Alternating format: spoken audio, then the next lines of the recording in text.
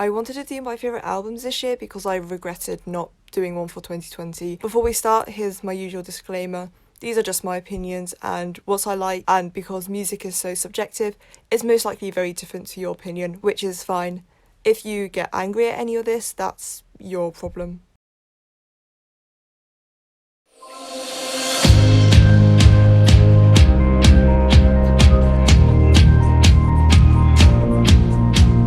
They executed this concept so well. How they managed to use a variety of sounds and themes throughout their album but still tie into the overall concepts and feel is what amazed me the most. The whole album is painted with colours of cold blues and greys, echoing heartbreak and something sinister.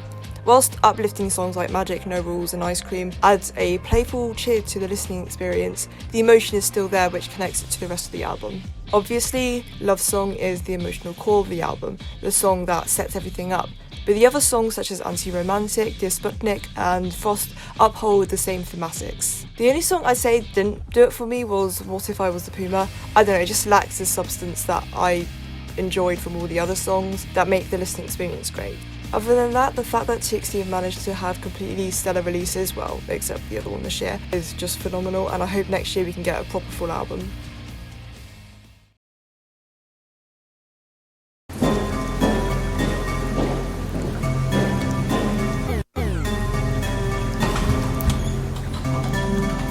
If I could point out one thing that Stray Kids always do well, is that they always get an album right. Every song they have on their album has a reason to be there, and the album is always long enough to have a satisfying listening experience at the end of it. Whilst for me this album is not as good as their releases last year, No Easy is such an electrifying and powerful album. It's rare for an album to have so many kinds of tracks that could have been picked as a title track, but it shows again that Stray Kids have a clear concept as comeback, and it's reflected throughout the album, instead of having filler songs that make a mess of an album. Cheese, Silent Cry, The View and Domino have been mentioned as highlights of the album by many, especially Domino, which is on par with the title track Thunderous for many as well. The return of subunit songs was a great decision as well, as it puts a great focus on the members individually and give them more time to shine. Stray Kids just killed it again, I can't wait to see what they do next year.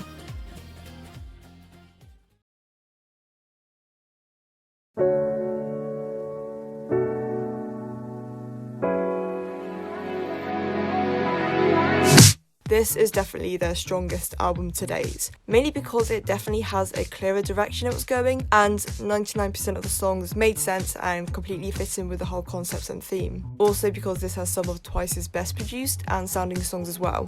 Scientist really lays the groundwork for a nostalgia-filled disco pop album full of wonder and warmth. Parts of this definitely feel like the more mature / wintry version of the story from The Taste of Love. It does sound like a natural progression. The strongest parts of the album are the songs and the cohesivity of the listening experience. Songs such as Moonlight, Icon, Cruel, Espresso, Last Waltz and Candy are the highlights of the album for me. But even the subunit songs have its own individual charisma because the members get to shine even more. This album has a simplicity to it that is very hard to achieve without making it boring, but it has so much substance and depth in the majority of the songs. The only downsides to this album is that these songs are way too short. The amount of times my first reactions to each song I said the production was way too short or they could have extended the end by a bit was so much that it was getting quite disappointing. This has some of the best production from Twice songs, but it isn't perfect yet due to how short the majority of the songs are, and they could have been so much better if they literally had like 10 or 20 seconds more just instrumental and just letting it play out, because that would have just completed it perfectly. And unfortunately I think it does hinder the album from being any higher.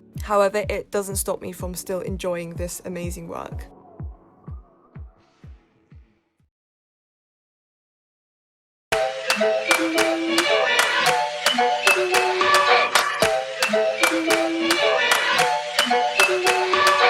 I'll always stand by this and say this all the time. Doja Cat is one of the most interesting and exciting artists currently living. Everything she does, whether it be performance, concerts, music videos or songs, it is always something fresh and different, but something you can tell has had so much thought and care into it. Planet Her is no different. I'm saying this now, if this doesn't win Album of the Year at the Grammys, there is something wrong in the universe. It's crazy how each song has its own character and story, but still feed into each other to create such an exciting experience. This album embodies confidence. The confidence with oneself and knowing you are good enough for others. The confidence of being openly sexual, even with society and media constantly demonizing a woman's sexuality. But also the confidence of being able to be vulnerable and open about the struggles you face as well.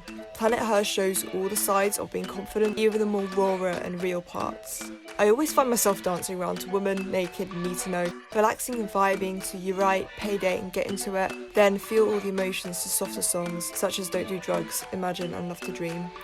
This album has so much variety with genres and concepts and lyricism, which makes it even more of a great listen, but enough cohesivity that it flows so well. There is no simplicity, and the concept of each song is executed greatly. Doja has never missed once with this album, and her existence as an artist makes me so excited for the future of music.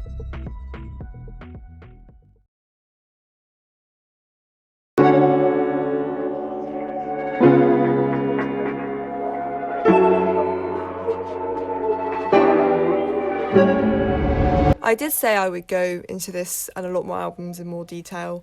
For first album, it's a pretty good start. I think aespa are very lucky to have such a distinguished concept and style already, as they are able to have such a strong album in terms of sound, but already experiment with other genres as they can adapt their concept to work with it. Energy is a hype start to the album, which already creates great branding for their name. Tracks like I'll Make You Cry and Iconic are strong B-sides, which let the girls show off so much of their vocal talents. Yuppie Yuppie is a bright and party-like track, which shows the more youthful side to aespa that they don't really get to do in their title tracks or concepts. And Lucid Dream is just the magnum opus of the entire album.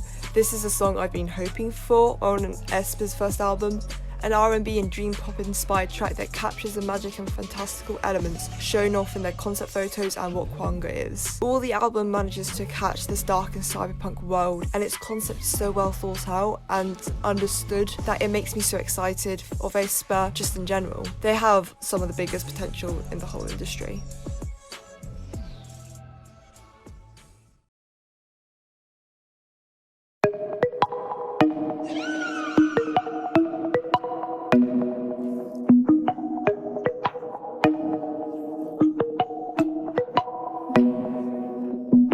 I promised myself that if I love this album on first listen, this would be my first ITZY album I would buy for real. And as I sit here, with my Crazy in Love CD still in my CD player, I think I can definitely say that it's my favourite ITZY album by far. Every song has a punch and a kick, which tells you why it's there. I like how the album is split into the certain sounds and genres, making the listening experience a natural progression of navigating love instead of an amalgamation of songs that wouldn't make sense together. It really displays ITZY's growth as artists and their constant improvements in their music, and I'm so happy that they really have perfected a certain style. My favourites of this album are Swipe. It has an amazing music video to go with it and it's just so damn catchy. So Lucky, it has that charm and similar sounds that Mika songs I listened to when I was younger, so of course I'd love it. Love Is. It's the best song on the album. It has so much heart and so much passion. And Mirror, a beautiful ballad type song that closes the album in the perfect way. The only thing I say I wish would be different is not have the album have 6 tracks or just the instrumentals of their title tracks. I just hope you listen to the actual album as well, because I can't stress enough how good it is.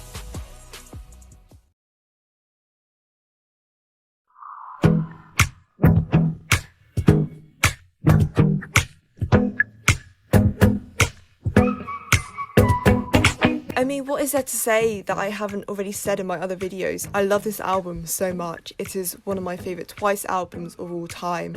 These songs sound so fresh even after 6 months of them being out. It is their best summer concept and album. Like, every time I go through this album, I can feel the summer heat. I can imagine relaxing on the beach with a cocktail. I can imagine the fiery sunsets. It's just a magnificent album, and I've already said my piece about this.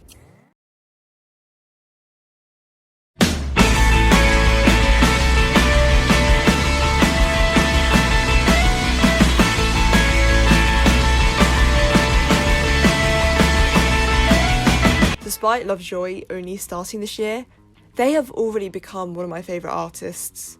This album has so much heart and is full of complexity that I know this album as if it were a person. The production is great, It clearly has influences from British indie/garage bands as well as the alt genre. The pacing of each song is superb and no moments feel awkward, but the strongest part of this album for me is its lyrics. All of them feel like they're coming out of real experiences described by someone's diary that happens to be a tattered notebook soaking in coffee and despair. My favourite song from this album, It's All Futile, It's All Pointless, that has some of my all-time favourite lyrics with how it doesn't hold back with the feelings, metaphors and imagery. The Fool is also a standout for me, but the great lyricism also comes with an amazing vocal performance and how theatrical the song is as well. This album is full of real experiences described through a lens of a dreamer, with aspects of narcissism and regret. There's also the feelings of not caring anymore and just having fun. There is a snarkiness and nastiness, coupled with the jeeriness and teasing your best friend would had. It's just the most immersive experience and it's just amazing. I'll leave it at that.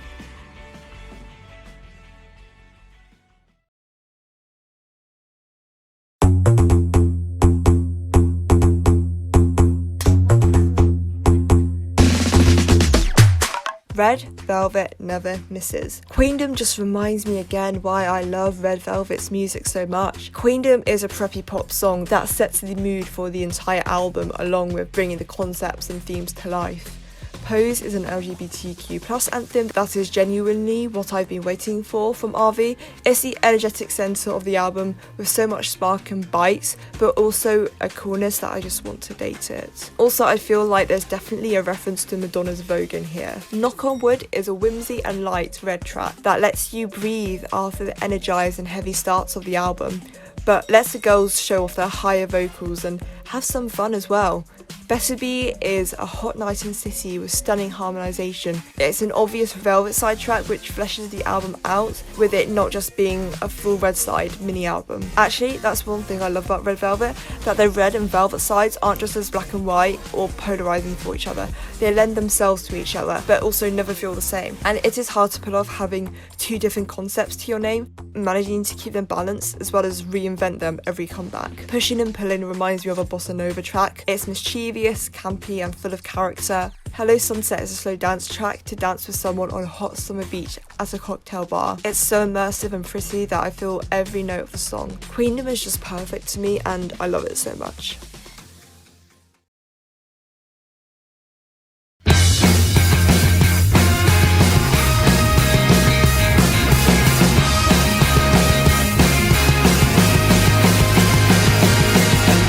This is my album of the year, no doubt about it. Even having only 4 songs, it was those 4 songs that defined the year for me and helped me transition to the next stage of life. I know it's an overused term, but this really feels like a coming of age album. Like Pebble Brain, I know this album as if it were a person, but this time this album is my best friend and mentor. Taunt being about the naive and cheeky nature of young adult friendships and the back and forth flirting between 2 people. One Day being a clusterfuck of emotions when you have no idea how to feel towards someone, but you know you have feelings at least, but at least you get a great anthem out of it.